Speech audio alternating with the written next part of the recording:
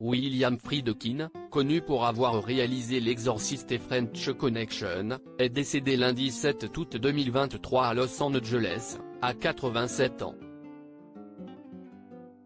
La triste nouvelle a été annoncée par sa femme Sherry Lansing au Hollywood Reporter. William Friedkin s'est passionné pour le cinéma, et plus précisément pour la réalisation, après avoir vu Citizen Kane d'Orson Welles.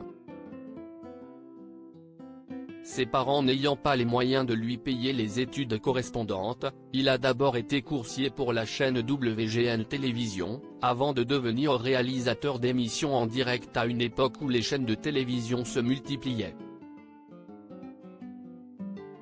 Cet Américain s'est ensuite spécialisé dans le documentaire, avant de se diversifier. Dans les années 1970, il s'est imposé comme une figure du nouvel Hollywood aux côtés de Martin Scorsese ou Francis Ford Coppola.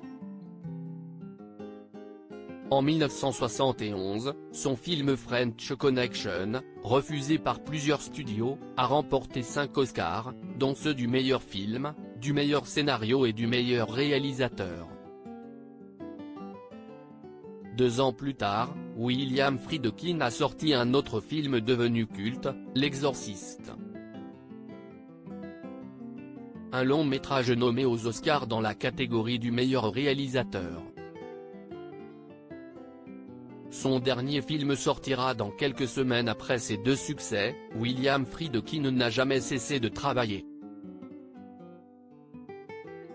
Son dernier film, The Kane Mutiny Cour Martial, doit d'ailleurs sortir en fin d'année, après avoir été présenté en avant-première à la Mostra de Venise, qui aura lieu du 20 août au 9 septembre prochain. Un événement auquel il ne pourra assister. Lundi 7 août, sa femme Sherry Lansing a en effet annoncé le décès du cinéaste, à 87 ans, auprès du média américain The Hollywood Reporter. Pour le moment, les causes de sa disparition n'ont pas été précisées. En 1980, le réalisateur avait déjà frôlé la mort en étant victime d'une crise cardiaque alors qu'il se trouvait au volant de sa voiture.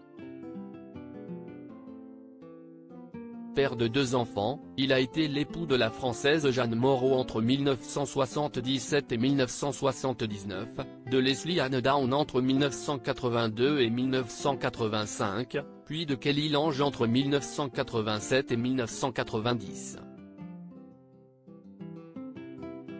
Il partageait la vie de Sherry Lansing, son grand amour, depuis l'année 1991.